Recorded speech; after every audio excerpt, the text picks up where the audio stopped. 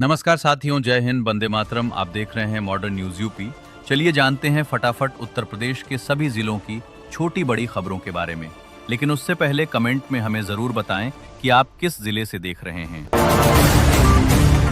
आंगनबाड़ी कर्मचारियों के लिए बहुत बड़ी खुशखबरी आई है। उत्तर प्रदेश में आंगनबाड़ी केंद्रों से जुड़ा सबसे प्रमुख समाचार मुख्यमंत्री योगी आदित्यनाथ के निर्देशों से संबंधित है। उन्होंने अधिकारियों को निर्देश दिए हैं कि राज्य के सभी आंगनबाड़ी केंद्रों के लिए अपनी स्वयं की समर्पित इमारतें सुनिश्चित करने के लिए एक व्यापक कार्य योजना तैयार की जाए। वर्तमान में राज्य में कुल 1,79,000 से अधिक आंगनबाड़ी केंद्र संचालित हो रहे हैं, जिनमें से लगभग 86,000 केंद्रों के पास अपनी अलग इमारतें नहीं है। इन 86,000 केंद्रों का निर्माण कॉर्पोरेट सोशल रिस्पॉन्सिबिलिटी फंड्स के माध्यम से किया जाएगा, जहां आवश्यकता अनुसार राज्य सरकार वित्तीय सहायता भी प्रदान करेगी। प्री फैब्रिकेटेड निर्माण मॉडल का उपयोग तेजी और कम लागत के लिए सुझाया गया है।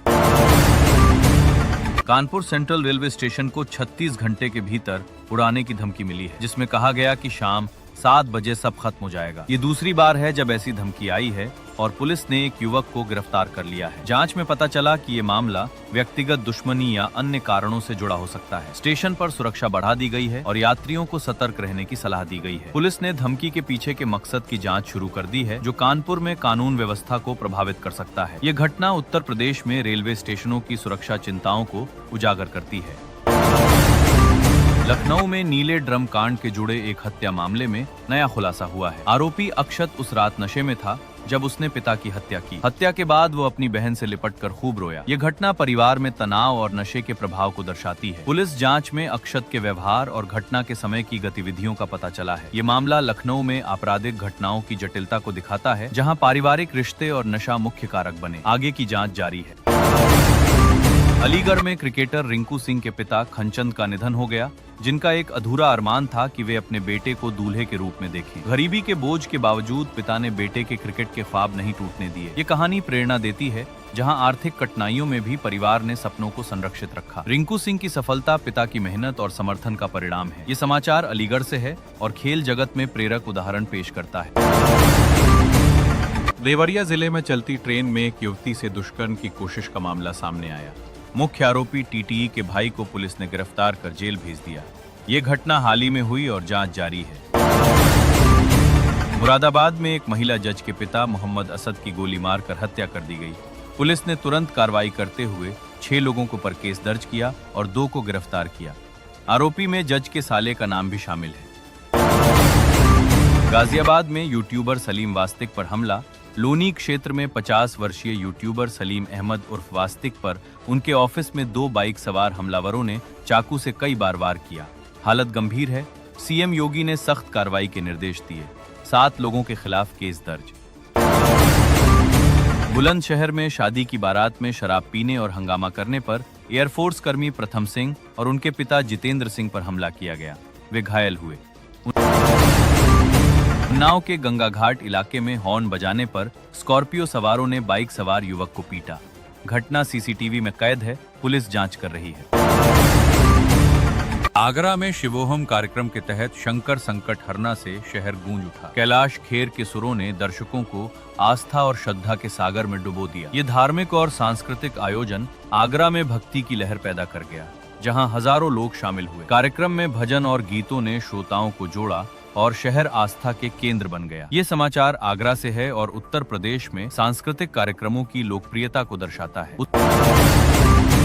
उत्तर भारत का प्रसिद्ध पूर्णागिरी मेला शुरू हो गया है, जहां श्रद्धालुओं की भीड़ उमड़ रही है। बैरली से 2 जोड़ी विशेष ट्रेनें चलाई गई हैं ताकि यात्रा आसान बने। मेला धार्मिक महत्व का है और ट्रेनें भक्तों को मंदिर पहुंचाने में मदद करेंगी। ये समाचार बैरली से है और उत्तर प्रदेश में धार्मिक पर्यटन को बढ़ावा देता है।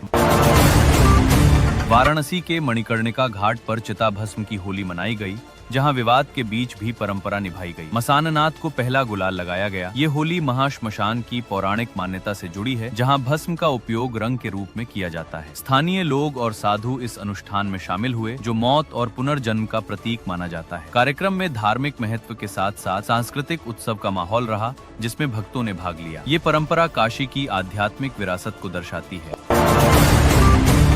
बांदा जिले में एक मां ने अपनी 5 साल की बेटी को यमुना नदी में फेंक दिया और खुद पुल से कूदने की कोशिश की। ये दिल दहला देने वाली घटना है, जो मानसिक स्वास्थ्य और पारिवारिक समस्याओं को उजागर करती है। पुलिस ने मां को रोका और बच्ची को बचाया। जांच में पता चला कि मां की मानसिक स्थिति सही नहीं थी।